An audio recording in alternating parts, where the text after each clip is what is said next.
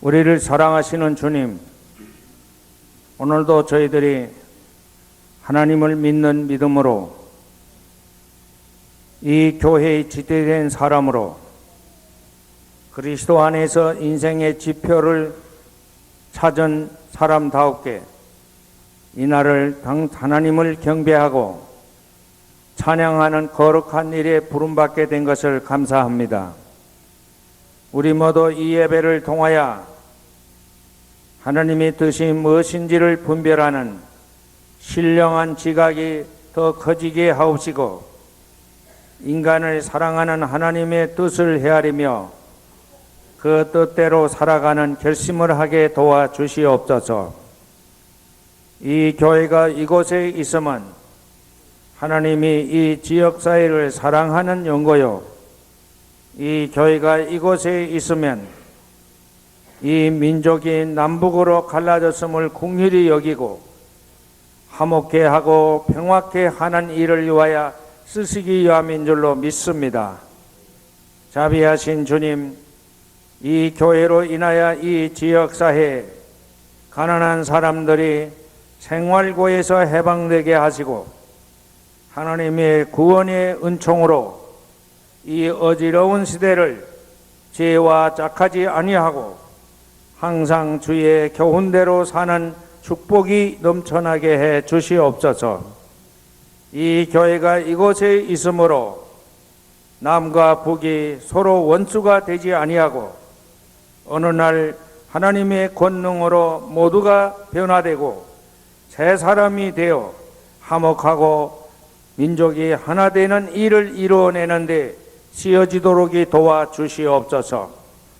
우리가 오늘 예수를 믿고 하나님의 아들과 딸이 되게 된 줄로 믿고 감사합니다. 하나님의 자녀는 하나님의 자녀다우게 기도의 열매를 맺게 하시고 사랑의 열매를 맺게 하시고 배움의 열매를 맺게 하시고 노동의 열매를 거두게 해 주시옵소서. 우리 모두의 열매는 도적이 구멍을 뚫고 훔쳐가지 못하는 열매가 되게 하옵소서.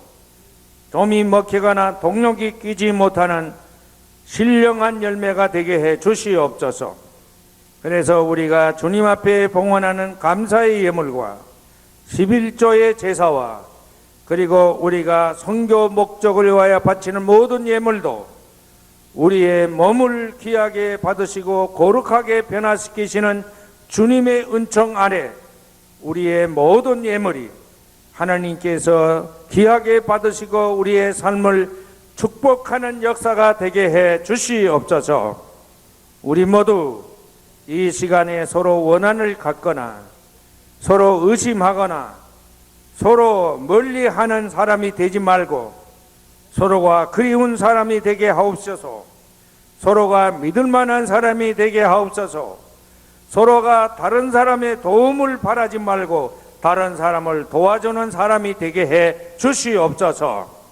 자비하신 주님, 우리가 이 시간에 이 예배를 주님께 드림으로 하나님이 더 멀리 계시지 아니하고 우리 가운데 현존하는 경험을 하게 하옵소서. 늘 주님과 동거하고 주님과 동행하는 경험을 하게 하옵소서. 이런 믿음으로 우리의 삶을 변화시키게 하옵소서. 이런 체험으로 우리의 믿음이 더 확고한 터전 위에 세워지게 도와주시옵소서. 동대문의 가족들 일용할 양식으로 말미암아 범죄치 말게 하옵시고 형제에게 나누어짐으로 인하여 하나님의 뜻을 이루고 당신이 신임을 받는 복보 축복받은 당신의 자녀들이 되게 해 주시옵소서. 자비하신 주님, 오늘 이 예배를 주님께 영광된 거룩한 찬양의 예배가 되게 하고 우리의 헌신의 예배가 되게 하고 하나님의 은혜가 우리의 마음을 다스리고 우리의 삶을 복되게 하는 예배가 되게 해 주시옵소서. 이 시간에 질병으로 인해 시험 드는 사람 없게 하시고 가난으로 말미암아 시험 드는 사람이 없게 하시고 주여 세상에 세속적인 명예와 권세로 인하여 시험 드는 사람 없게 하시고 모두가 주님을 예배하는 사람 되게 하시고 오만한 자리에 이르지 않게 하시고 오직 주님의 말씀을 주야로 묵상하는 사람들의 예배가 되게 하시고 그래서 주님의 그 오묘하신 뜻을 우리 모두가 깊이 깨닫고 즐거움으로 이 성전문을 나서게 도와주시옵소서. 그때마다 어두움의 이 세상이 빛의 세계로 변화되게 하옵소서. 썩어가는 이 세상이 우리 모두 소금이 됨으로 이 세상을 살만한 맛이 있는 세상으로 바꿔놓게 해 주시옵소서. 우리는 보잘것없는 흔들리는 갈대, 흔들리는 그리고 꺼져가는 심지와 같습니다. 우리 모두를 긍휼히 보시고 우리를 가리워 주시고 당신의 영광만이, 당신의 은혜만이, 당신의 십자가의 사랑만이 우리의 삶을 다스리고 승리케 하는 역사가 있게 해 주시옵소서. 이 기도를 주께서 들어주실 줄 믿사옵고 예수님의 이름으로 간절히 비옵나이다. 아멘.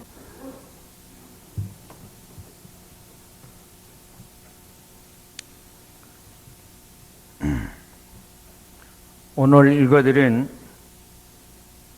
요한복음 15장은 예수님이 설교하신 것입니다.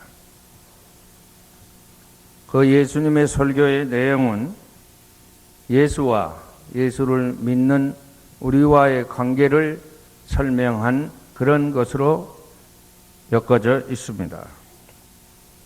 예수와 우리 믿는 우리와의 관계는 포도나무와 그 나무에 붙은 가지와의 관계와 같다.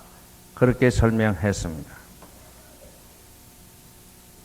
그 가지는 포도나무에서 떨어지면 그것은 쓸모없어서 불 아구인 속에 들어가게 된다고 했습니다. 근데 이 설교의 강조점은 포도나무에 관한 얘기가 아니고 포도나무에 붙어있는 가지에 관한 얘기입니다. 거기에 강조점을 두고 있습니다. 이 예수님이 말씀하신 이 가지에 두 가지 유형의 가지가 있습니다. 하나는 열매를 잘 맺는 가지가 있고 다른 하나는 열매를 제대로 맺지 못하는 가지가 있다는 것입니다. 열매를 잘 맺는 가지는 포도원의 농부 되시는 하나님 아버지께서 손질을 잘 하셔서 그 가지를 깨끗하게 해서 그 다음 해 농사에 큰 열매를 걷게 해 주신다고 말씀했습니다. 그러나 열매를 맺지 못하는 가지는 쓸모가 없기 때문에 포도원의 농부 되시는 하나님 아버지께서 다 잘라버리신다. 그런 내용으로 말씀했습니다. 동대문교회에 부름받은 가족 여러분, 나는 여러분의 목사로서 여러분 다 그리스도라는 그 포도나무에 붙은 가지가 되기를 바랍니다. 그런데 그 가지 중에 열매를 맺지 못해서 하나님의 저버림을 받는 그런 가지가 아니고 하나님께서 더 많은 열매를 거두기 위하여 손질하고 깨끗게 보존하는 가지가 되기를 주님의 이름으로 축원합니다. 어떻게 열매를 맺을 수 있을까? 오늘 아침에 읽어드릴 이 성경 말씀 세 가지를 우리에게 가르쳐주고 있습니다. 첫째는 요한복음 15장 7절에 이런 말씀이 기록되어 있습니다. 너희가 내 안에 머물러 있고 나의 말이 너희 안에 머물러 있으면 너희가 무엇을 구하든지 다 그대로 이루어질 것이다. 할렐루야. 열매 맺는 길은 예수 안에 있어야 한다는 것입니다. 여러분의 삶이 예수를 중심으로 그 돌아가는 사이클 안에 있어야 한다는 것이에요. 예수 밖에 있어서는 안 된다는 것입니다. 둘째는 열매를 맺는 길이 무엇인가?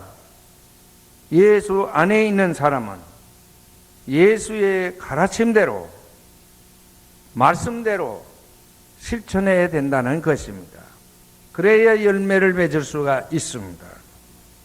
그리고 또 한 가지는 열매를 맺는 길은 기도하고 힘쓰는 것이라고 했습니다. 가릴 지브라이라는 사람이, 제가 종종 이 사람에 관한 얘기를 하는데, 그는 종교라는 것을 일컬어서 잘 갈아놓은 논밭과 같다. 논밭은 한 해 수확이 끝난 다음 갈아 엎어놔야 하늘의 빛을 받고 새로운 공기를 받아서, 그래서 새로운 기운으로 그 이듬해 농사를 제대로 지을 수 있게 됩니다. 종교는 바로 잘 갈아 나온 논밭과 같다. 그 밭에 무슨 씨앗을 뿌리느냐, 이것이 중요합니다. 이것은 예수 안에 있는 사람은 예수의 가르침, 예수의 말씀이라는 씨앗을 뿌려야 열매를 많이 거둔다 하는 것입니다. 동대문교회 성도 여러분, 여러분 모두 예수의 말씀이라는 씨앗을 뿌려서 풍성한 열매를 해마다 거두는 축복받은 성도들이 되시기를 바랍니다.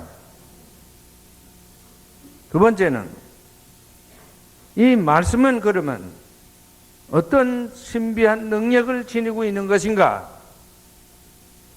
야고보서 1장 21절에 오늘 아침에 읽어드린 말씀입니다.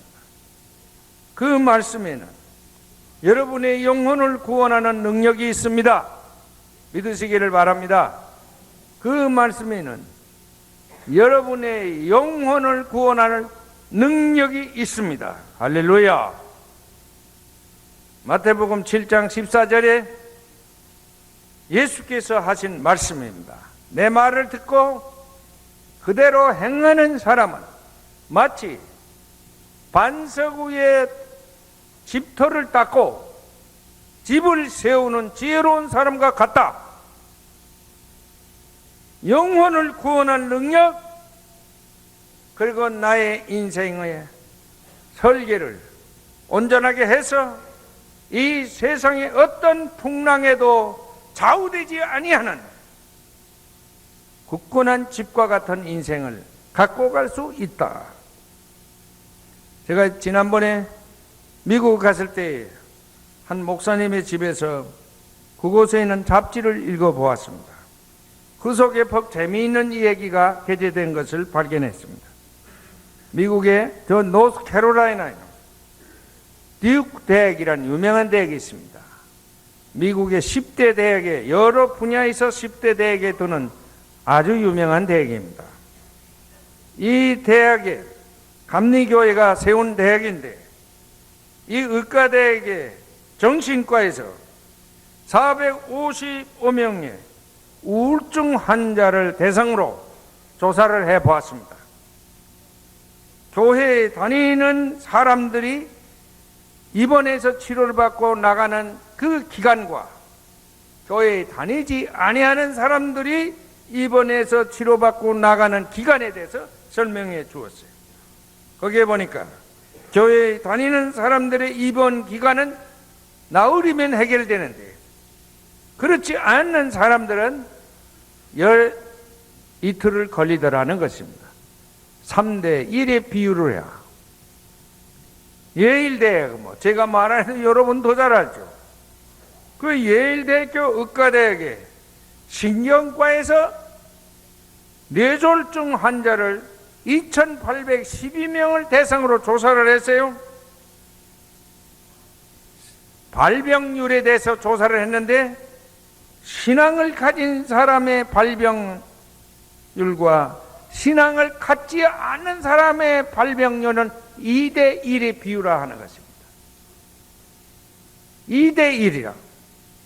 신앙을 갖지 않는 사람이 뇌졸중을 일으키는 사람, 배가 된다는 것입니다. 다트머스 대학의 의과대학에서 심장외과 환자, 그들이 수술을 받고 죽는 그 사망률에 대해서 조사를 해서 보고한 거 있어요. 신앙을 가진 사람과 신앙을 가지지 않는 사람과의 사망률을 비교했는데 너무너무 엄청난 차이가 나요. 신앙을 가진 사람이 사망률이 1이라면 신앙을 갖지 않는 사람의 사망률이 14라는 것입니다. 14대 1이라는 것입니다. 알프레드 델풀이란 독일의 신학자가 말했다고 합니다. 빵은 우리의 생존에 있어서 중요한 것이야. 자유는 빵보다 더 중요하다. 그러나 가장 중요한 것이 있다. 무엇일까요? 하나님의 말씀대로 사는 일이다. 믿으시기를 바랍니다. 그래서 사도 야고보는 오늘 아침에 읽어드린 말씀을 통하여 이렇게 말합니다. 1장 25절에 있습니다. 완전한 율법을 잘 살피고 그 안에서 사는 사람은 듣고 잊어버리는 사람이 아니라 그것을 실천하는 사람이다. 이런 사람은 복을 받을 것이다. 할렐루야. 끝으로 말씀을 드리겠습니다. 요한복음 15장 8절에 있는 말씀. 너희가 열매를 맺어서 나의 제자가 되면 이것으로 나의 아버지께서 영광을 받으실 것이다. 크리스찬은 크리스찬의 정체성을 지켜야 합니다. 크리스찬의 정체성이 뭡니까? 우리의 삶의 목표가 무엇입니까? 하나님께 영광 돌리는 것입니다. 동대문 교회 가족 여러분이 이 세상을 사는 이유가 무엇입니까? 하나님께 영광을 돌리는 겁니다. 입으로 노래해야 영광을 드러내는 것도 있지만은 여러분의 삶이 모든 사람의 마음에 공감을 불러일으켜서 하나님께 영광 돌리게 되기를 바랍니다. 사람의 생애 조건이 있습니다. 배워야 합니다. 배우지 못하면 무지와 그리고 가난과 그리고 미신에 사로잡히게 되어 있습니다. 배우는 존재는 지식의 열매를 맺어야 합니다. 배우기만 하고 딴짓하면 그 학벌이 쓸모없는 것이 됩니다. 사람은 일하면서 사는 존재입니다. 일해야 먹고 삽니다. 그러므로 땀의 열매를 맺어야 됩니다. 정당한 대가를 거둬들일 수 있어야 합니다. 도적이 구멍을 뚫고 뺏어가거나 훔쳐가지 못하게, 동력이 끼거나 좀이 먹히지 않게 해야 합니다. 땀의 열매로. 사람은 사랑하며 사는 존재입니다. 동물도 사랑합니다. 그러나 동물은 성적인 충동에 의해서만 사랑합니다. 자기 새끼만을 사랑합니다. 그런데 사람은 그런데 물리적이고 자연적인데 구애받지 아니하고 의도적으로 내 마음에서 우러나서 누구든지 심지어 원수까지라도 사랑할 수 있는 존재입니다. 또 그 사랑으로 사람은 살아갑니다. 사랑으로 살아가는 존재는 사랑의 열매를 거두어야 합니다. 근데 사람은 지식을 가지고 노동을 해서 그리고 사랑해서 인생이 완성되지 않습니다. 그러므로 끊임없이 기도해 살아가야 됩니다. 그 기도하는 존재는 기도의 열매를 거두어야 합니다. 지식, 노동, 사랑, 그리고 기도는 이것은 사람이 삶을 유지하기 위한 기본적인 조건입니다. 그런데 이 일은 사람이 하는 일이요, 사람이 배우고 사람이 일하고 사람이 사랑하고 사람이 기도합니다. 남이 대신하지 않습니다. 어느 동물, 어느 식물, 하나님이 대신하지 않습니다. 우리가 해야 할 일입니다. 그런데 그 열매는 하늘이 내리는 은총입니다. 할렐루야! 이 믿음을 가져야 합니다. 그러므로 사도 요한은 요한복음 15장 5절에서 말씀했어요. 너희는 나를 떠나서는 아무것도 할 수 없다. 제가 언젠가도 여러분에게 말씀드렸어요. 러시아의 작가 도스토옙스키가 유럽 일주를 했어요. 요새로 말하면 관광여행을 하고 돌아와서 유럽 사람들이 이대로 그리스도를 등진다면 멀지 않아서 유럽은 멸망하고 말 것이다. 그가 예언한 지 20년이 지나자 유럽 전체에서 제1차 세계대전이 벌어졌어요. 사상자가 죽고 병든 사람이, 몸 다친 사람이 3천만 명, 엄청난 비극이 아닐 수가 없습니다. 그리고 러시아에서는 공산혁명이 일어나서 그것 때문에 6천만 명이 정치적인 이유로 희생당했습니다. 우리가 다 겪었습니다. 우리는 그것 때문에 남과 북으로 지금도 이 한반도를 갈라져 대적자 관계를 가지고 있습니다.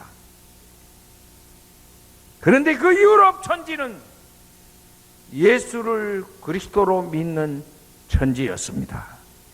그런데 그들이 다 예수를 자신의 구주로 믿고 대낼 때 세례받고 죽으면 장례식을 주의 이름으로 행하여 땅에 묻히지만은, 그러나 그들은 실제로 예수의 가르침대로, 예수의 말씀대로 살지를 않았습니다.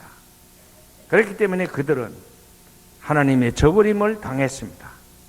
우리 모두 그리스도를 떠나서는 아무것도 할 수 없다는 이 엄숙한 사실에 겸손하게 머리를 숙이고 가슴을 기울이고 살아가게 되기를 바랍니다.